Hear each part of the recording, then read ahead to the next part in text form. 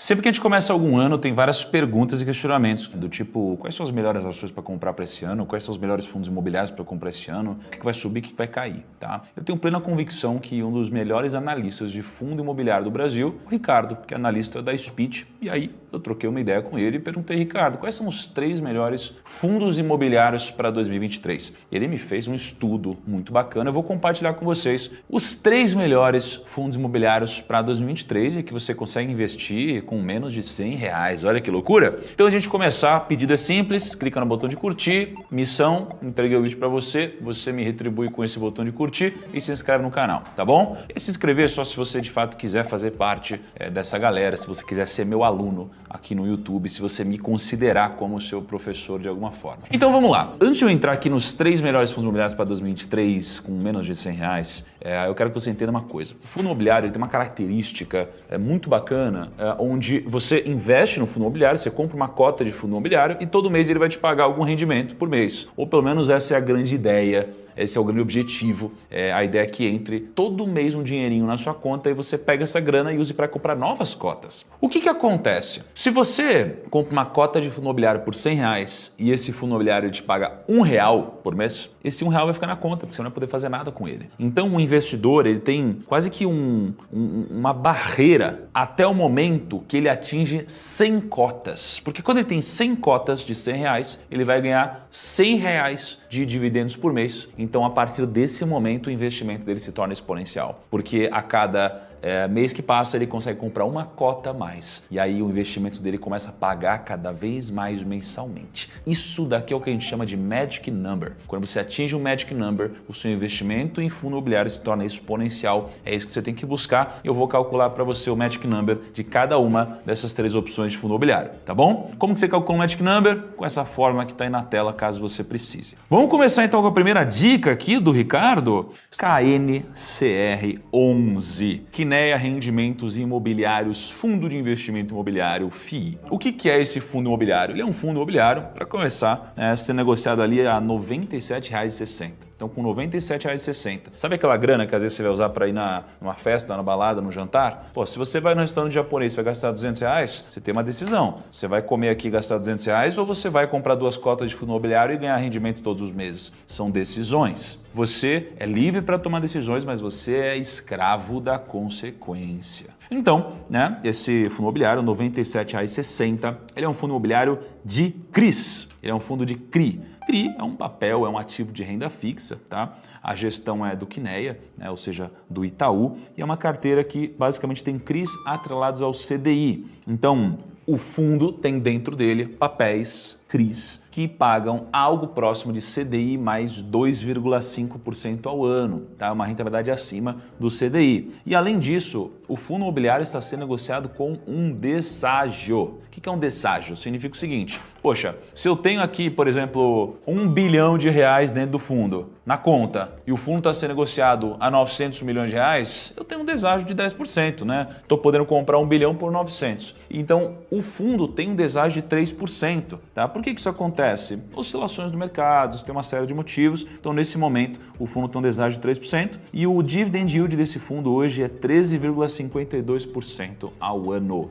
Lembrando que o rendimento é isento de imposto de renda para você que é um investidor pessoa física. O que o Ricardo embasa dessa análise dele? Ele diz que os sinais dados pelo novo governo, eles acenderam a luz amarela do mercado em relação ao cenário de juros. Porque tem muita gente que começou a ficar com muito mais medo agora da economia pela escolha de ministro e decisões políticas, mesmo econômicas. E aí os gastos públicos podem subir, já que talvez não tenha mais teto e etc, e toda aquela coisa. E se os gastos públicos subirem, inflação sobe. Se a inflação sobe, é natural que de alguma forma a taxa de juros também suba.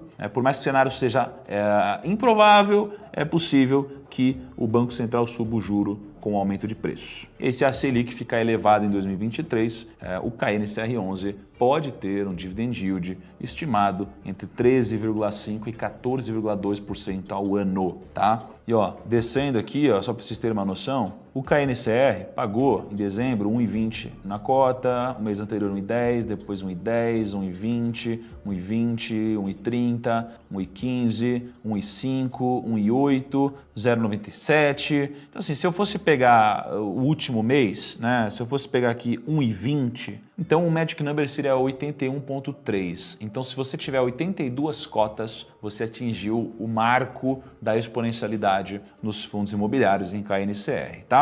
Perguntar um negócio, eu tô pensando aqui, será que faz sentido a gente fazer um vídeo também com os top 3 ações para 2023? Se você quiser que eu faça isso, deixa nos comentários. Se tiver bastante gente falando isso, a gente pode cogitar fazer a mesma coisa, tá? Mas só se vocês quiserem, porque, enfim, né, eu já invisto meu dinheiro, vocês sabem como, mas se vocês acharem que é pertinente, deixa nos comentários. Vamos então para a segunda opção aqui do Ricardo. A segunda opção seria a CPTS11. CPTS11 é um fundo imobiliário, obviamente, que tem também CRI, agido pela Capitânia, é uma gestora super respeitada, a gente já gravou com eles aqui no Grupo Primo, lá atrás, quando eu era assessor de investimentos, eu distribuía fundos da Capitânia. E esse fundo imobiliário ele é formado por 70% de CRI, só que esses CRIs, ao invés de serem atrelados ao CDI, eles são atrelados à inflação. Então eles pagam IPCA mais alguma coisa. E 26% da parcela do caixa desse CRI está em caixa, né? Então não está investido em outros títulos, né, como os CRIs, tá? Então se eu for considerar a cota na casa dos R$ 81,61, que é o preço que ele está sendo negociado,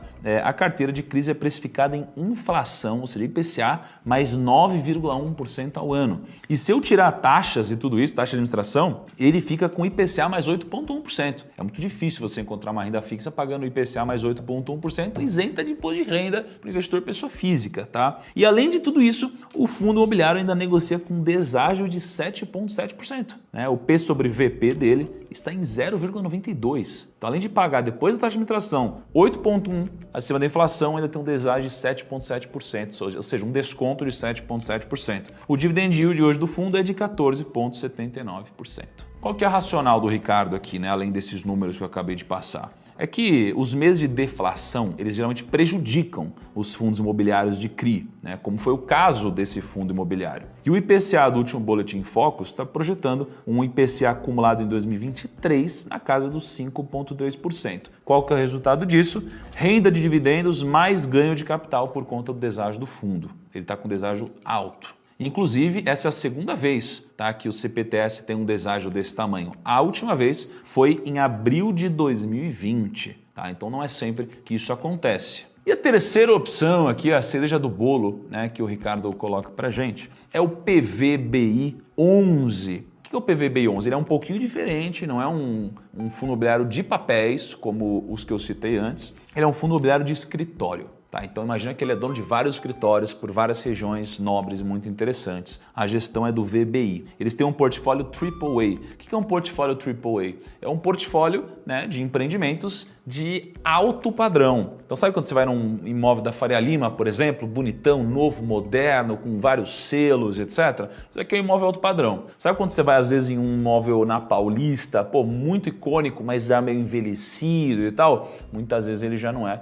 um imóvel de alto padrão. Esse fundo, ele tem 100% do Park Tower Jardins, 50% do Faria Lima 4440, super famoso esse daqui, tem 50% do Union Faria Lima, que está em desenvolvimento. Ele tem também 11% das cotas do HAAA11, né, que é um fundo imobiliário de Lajes da Red Investments, e tem uma estratégia também parecida, ou seja, foca em ativos AAA. Então esse daqui é um fundo imobiliário que foca em imóveis AAA. O fundo imobiliário hoje está sendo negociado a R$ 88,18 e ele está sendo negociado com um deságio super alto. O P sobre VP dele está 0,87. Só que ele vendeu um ativo dele por um preço muito mais alto do que isso, então talvez o deságio esteja maior ainda. O dividend yield hoje do fundo ele não é tão alto quanto os que eu citei anteriormente, é um dividend yield ali de 7,52% ao ano. Se for comparar com o CDI, não é a maior coisa do mundo, mas se você for considerar o preço que os imóveis estão sendo negociados, aí talvez aqui possa ser uma boa opção, segundo o Ricardo. Recentemente, esse fundo imobiliário ele negociou a venda da participação dele na torre BJK a um valor equivalente a R$ 38.700 o metro quadrado, ou seja, 24% acima do valor patrimonial do imóvel. Esse lucro vai ajudar bastante o imóvel, obviamente, a se desalavancar, fazer uma série de operações e vai ser muito bom para o cotista. E hoje, olha só, o portfólio do fundo está precificado abaixo dos 22 mil o metro. E ele acabou de vender, né, a participação dele sendo precificada a 38.700 o metro. Então, será que não tem uma oportunidade aqui? Segundo o Ricardo, tem, né? E além disso, o PVBI11 tem potencial para distribuir 10,8% de renda ao longo de 2023. E com essas três opções aqui, encerramos as recomendações do Ricardo para esse ano. E aí, será que foram boas? Faz sentido? Ó, se tiver R$300 aqui, dá para você comprar hein? E já ter rendimentos ali todos os meses. Enfim, claro que isso aqui não é uma recomendação minha, obviamente é uma análise do Ricardo, mas que talvez faça sentido você considerar para sua carteira, tá? Então é isso aí. Me conta o que vocês acharam. Um grande abraço e tchau!